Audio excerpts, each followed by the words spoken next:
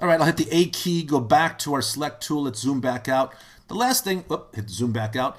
Okay, the last thing I really want to touch on and talk about is gap effects. And we looked at it a little bit earlier, but I really want to stress this a little bit, that the gap effect, think of it as a clip. It's a virtual clip. There's nothing in it to start with, but you have total control of it as far as editing it, trimming it, using all of these different dynamic trimming tools we just looked at, and adding effects into that gap effect. So for example, let me move over there. Let's go zoom in on this. Let's select this clip here.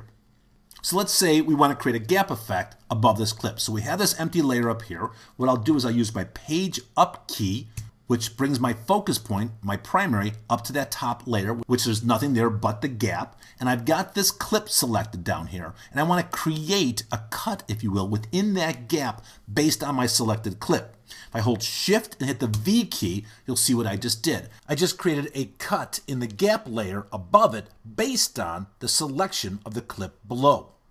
Now let's say we want to add an effect to this. So if I go to my effects ribbon, I throw a color correction on here, and now we get our color correction added to the gap.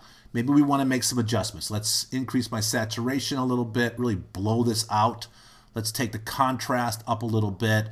And I can start to manipulate and do some color effects to this, maybe create an entirely different mood, a different grade as we go and adjust this. But what's happening is, keep in mind, that's happening to this gap right here. So if I scrub through it, it's obviously going to happen to the entire clip because I set my duration. But watch what happens. And I take this clip over here and I drag this. It's like a virtual clip. So I can pull this and edit this, and now it's going to affect multiple clips inside of my timeline. And you can continue to add more effects into this gap. And then you can add more gaps on top of it if needed. Also, let me hold my 1 and hit my left arrow key to bring back my media library. And if I take this and I pick it up, I can put it in my media library. Now I've got an effect in here that I can come in and rename this. CC effect. Then I'm over here and I'm working, and I say, let's take this clip back into here. I drop my gap effect over some other clips. So I dropped it in the same clip there, but you get the idea. I can bring it over here. I can extend this duration. I can repurpose this. So very powerful workflow. I love, love, love gap effects. So I really hope you explore them and experiment what you can do with them. In the very beginning of this video, I talked about how I wanted to focus on the hotkeys and shortcuts that are available to you to make you the most efficient editor you can be inside of Smoke 2013. And I believe we have achieved that. Before I wrap this up, I'm going to again stress that obviously we can go to our shortcut hotkeys. Here's every single shortcut hotkey that you can use or you can add or learn from, okay? If you want to find one, type in the name and find it. Or you can go up here to your help menu and choose Smoke Help. Once again, our wiki help is going to open up, and on the front page, you've got the hotkey shortcuts right there.